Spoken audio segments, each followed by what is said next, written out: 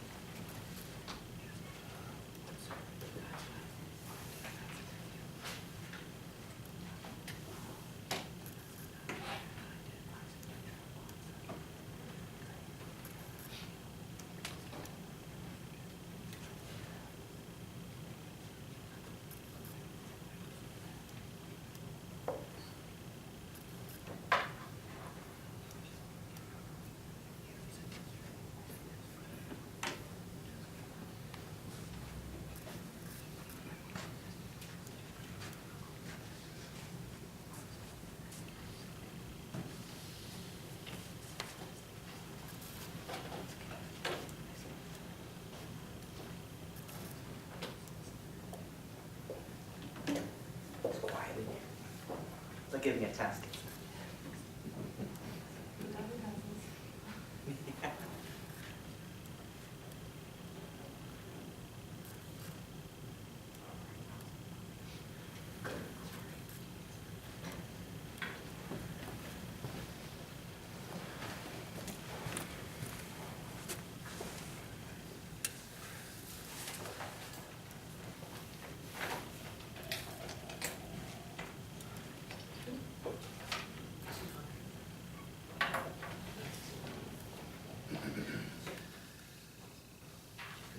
Take it. You.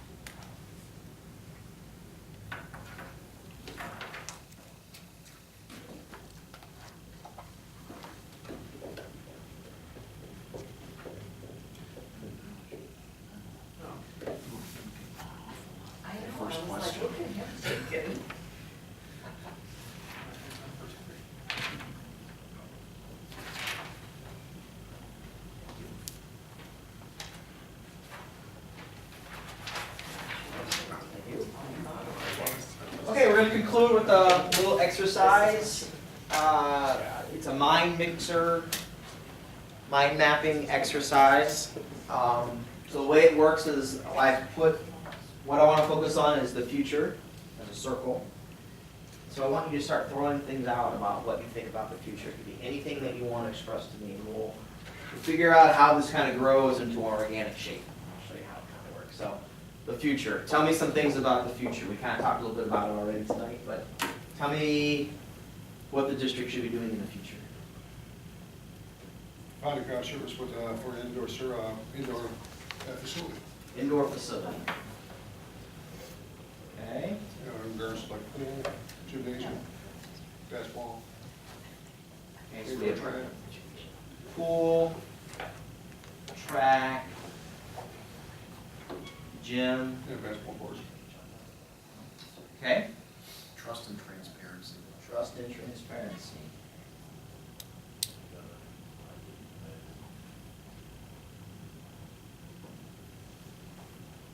Okay. regional trail connections.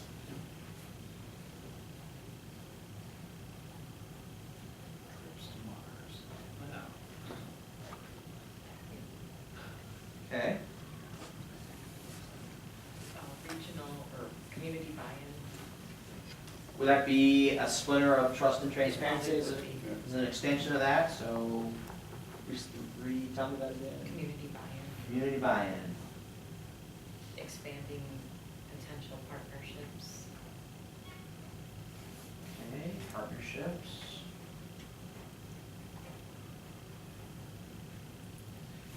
So in terms of community buy-in, how would we deliver a message in terms of what we want the community to know about what we're doing? The tagline, like you mentioned. Tagline? Public relations.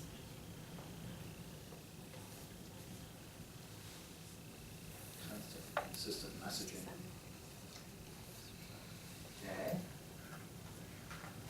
Something that makes our residents identify with our organization. That they see the value of it. Almost goes back to that whole creating destination. And reaching that broader demographic in a deeper kind of way, stronger way. Is that a way to create destinations about reaching different demographics? No, Different? no, that's a different one. Okay.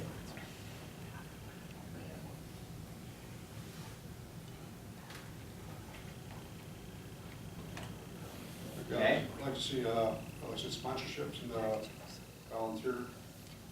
You think that would be combined with partnerships or something that's totally separate?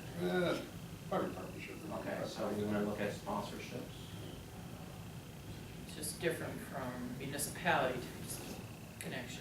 It's So we would kinds of have connections. private sponsorships, Right. and our partnerships would be governmental. Could be public-private too. So this There's could be, potential this could be, partnership. Where would fundraising be established? so this could be public or private partnerships. Okay, Fundraising, in regards to. fundraising, sure.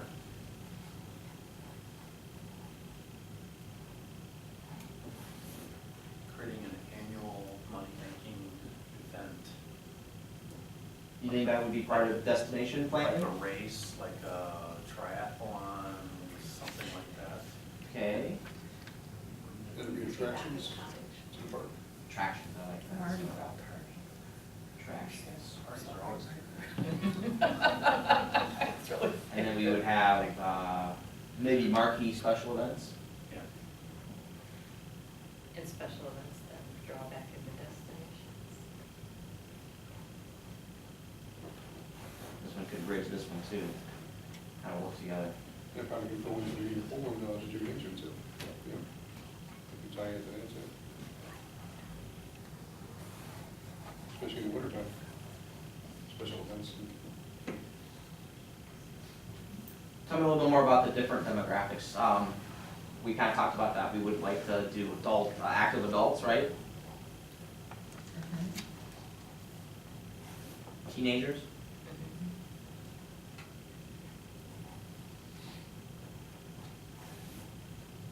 Those are kind of the different demographics than our traditional demographics that we serve. What else is that? Those are the two big ones. I don't know necessarily appealing to them, but targeting those with multilingual, non-English speaking type. I think we could probably put that in there, so. Would be like English as a second language? Yeah, I guess. Means first language.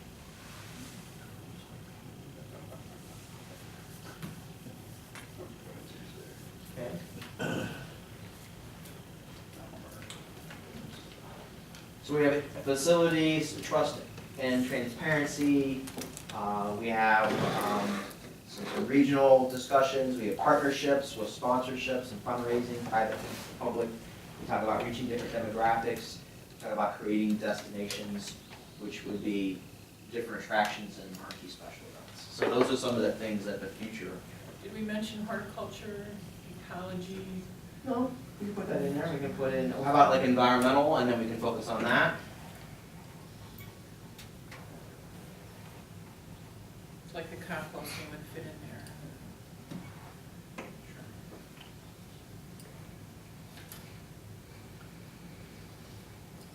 Okay.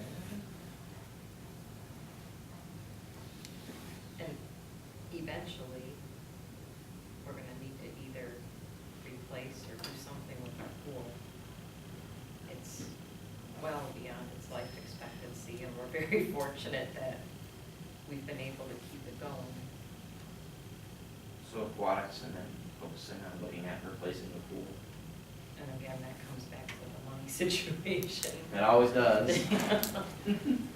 So it's kind of how it works, you know, we have these fingers that come out and then there's another layer, it's like an onion, we start peeling it back. So we kind of get down to some specifics about, backtracking to the future. So those are a lot of the things we talked about tonight, so I think we're on the right track.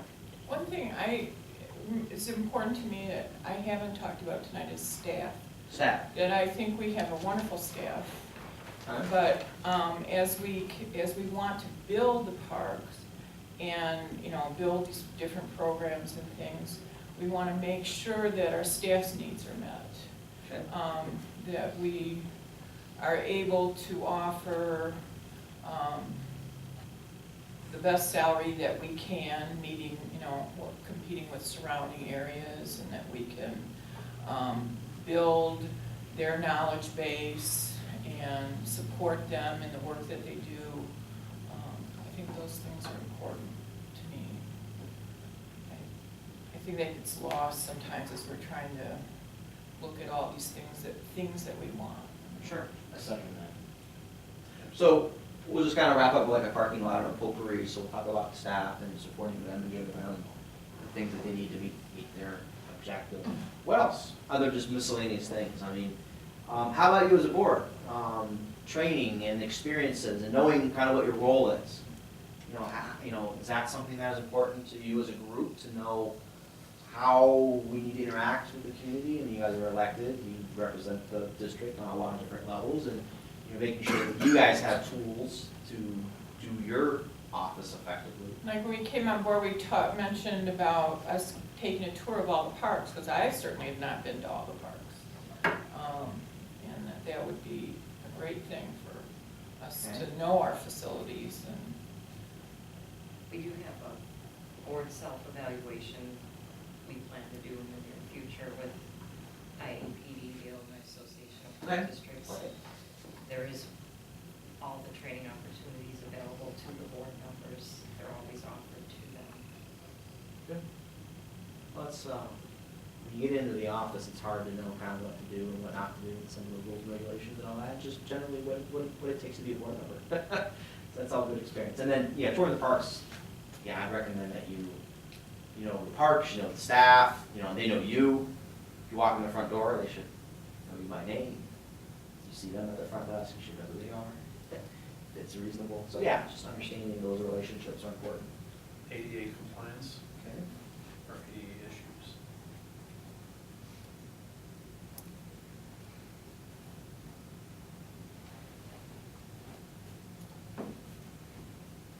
Okay. Anything else? We haven't covered?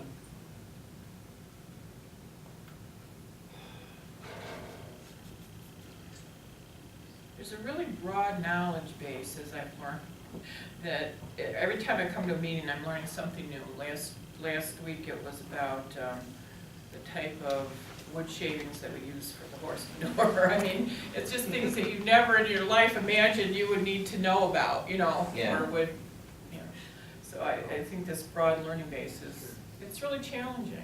Yeah. Because,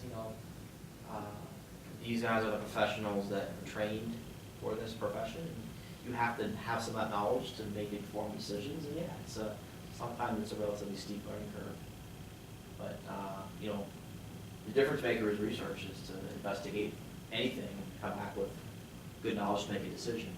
Whether you have to do it some yourself and the staff helps you do that. But I know when I worked in Naperville, we were always working on research and defending our ideas and giving the information to make good decisions. really what it was about. So, absolutely.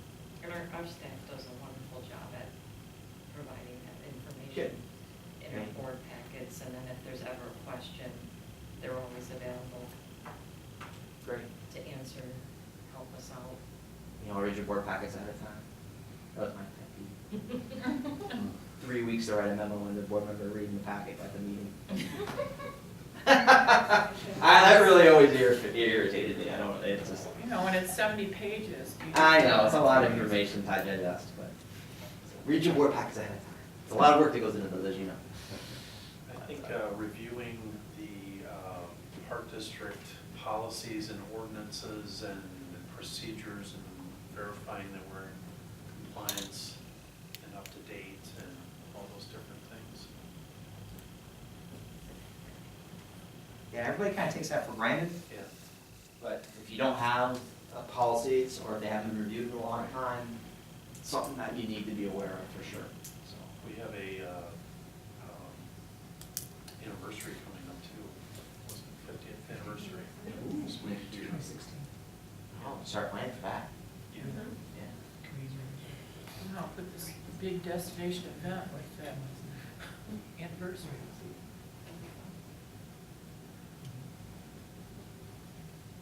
Yeah, that's good. Also looking at all grants, you know, and monies availability that are out there for parks.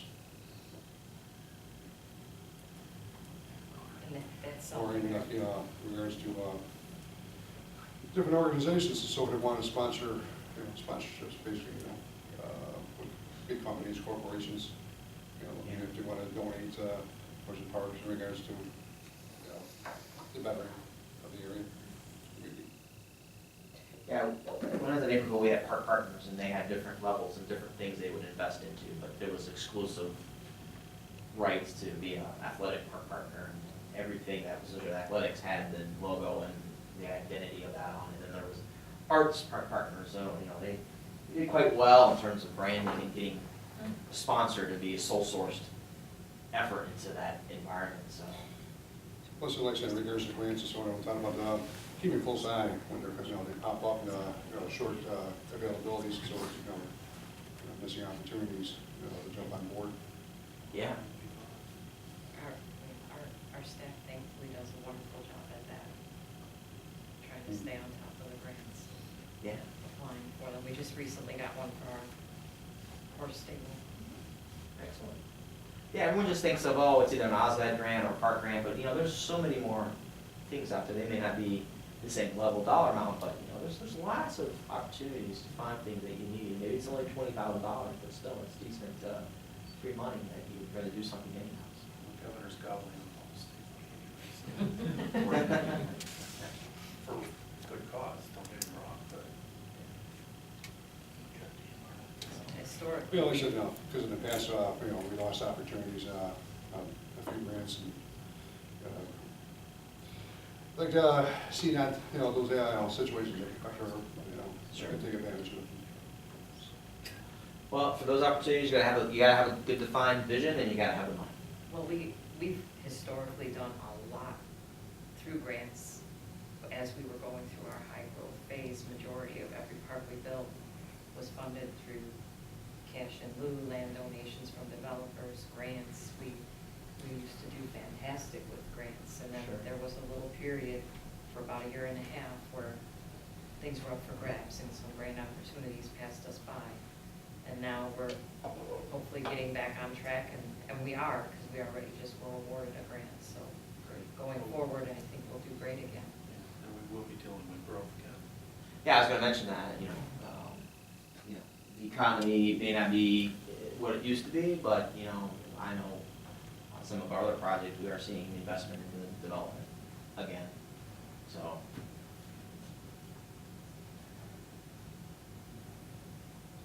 Used to have 4-hour meetings twice a month, remember those?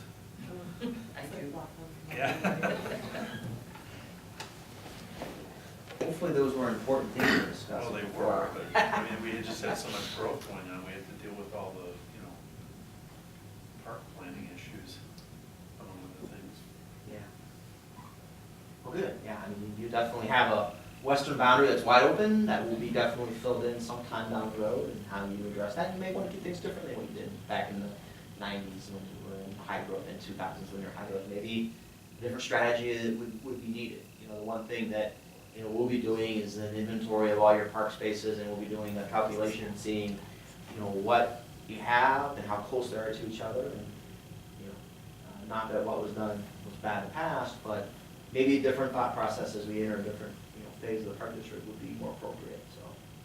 And we have some land that is farmed right now, because it is way out west, or in areas that we just haven't had the ability to develop it yet, so we farm it. Sure. Not us personally, we rent it, but. You get the horses out there with the old fashioned. No, I mean, I was privileged to work on Genius on the Commissioner's Park, combine. which is on your northern boundary, and that was 80 acres that was bought a long time ago, and you know, you develop it when it's appropriate, and they Right. waited a long time, but it was time to do that in 2002, so that was a great project. I had a chance to work on and develop the park district, so. But yeah, I mean, holding land and knowing what you want to do with it down the road is important, but timing is everything. Anything else, Tom? I just want to say what a pleasure it was to speak with the staff today. We had a great set of meetings. We met with them as a group, and then we had several individual meetings throughout the day. Got a lot of great information, and I think, you know, it's been said here a couple times tonight, that it's a good group, and it certainly is. So I just want to share that. Thank So, you. so we have a public meeting next week. Hopefully we'll have good attendance. Oh, the, town hall. Yep. And we, just so you're aware, we have a virtual town hall set up going online on Monday. It's called Mind Mixer. So it'll be opportunities for the public that can or won't want to attend a public meeting here in person to go onto that site. It's very interactive, and same opportunities to comment on different things that we would want to cover in person. So it's a wonderful tool that we've been using to capture public input without having people actually be in this room. So. Tom, can I touch on that? How long is that open again for? Because that's open an extended period of time. 3 months, but we can make it as long as we would Well, I'm like. saying, so that, like, it's not narrowed down to where we're having a couple of town hall meetings. Oh, no, We should it- have a longer period of time in which we collect information from there. Oh, absolutely, and then depending on how you want it to end, we've had some clients just, we transferred over to them and they keep it active to let the public know about the master plan progress. That's great. Opportunities to keep that alive if you'd like to do that. But it is a good tool to capture public input, because right now we're all about data gathering. And then as we move into April, we'll be processing information. And then as we enter late spring, early summer, we'll be generating our goals and objectives. So I will be coming back before you at least 2 more times to showcase where we are and what we're learning. Because I don't like just to give you a plan at the end and say, wham, here's everything we learned. I'd like to bring you along, so if there's things you're concerned about or want to comment on, you know, we have that good dialogue as we go through the process. So I will be coming probably at least twice in the next couple of months and survey findings, what we learned from the input, rec programming, you know, capital planning, all those good things. You'll see all that as we go through the process. I'm thrilled. I mean, we had a lot of good information today. So anything else that you'd like to share? The only thing I would recommend going forward in the next week, just if anybody plans on attending the town hall meeting, you're attending as a resident, you're not a commissioner because it's not an official meeting. So I just want to remind that once we hit 3 commissioners, it becomes an official gathering. So remember, you're not attending as a commissioner, you're attending as a resident. And because you're not there to talk about our business, you're there to more observe. Yeah. So we'll look forward to that next week, and we're well underway. Our survey's gonna launch probably Saturday, if it all works out. And so you'll be getting probably some feedback on that as we go through that, and mail, telephone, and email. So 3 different ways of getting out to the residents. All right. Good to know. Thank you very Thank much. Thank you. Appreciate it. Stay warm. Yes. Was there anything else, Carl, that you wanted to add? All right. Seeking a motion to adjourn. I so moved. I'll second. All right, a motion was made by Commissioner Foley to adjourn the meeting at 7:26 p.m. and seconded by Commissioner Ayers. Aye. All in favor? Aye. Sorry, Mary. Todd and Tom, thank you again. TNT.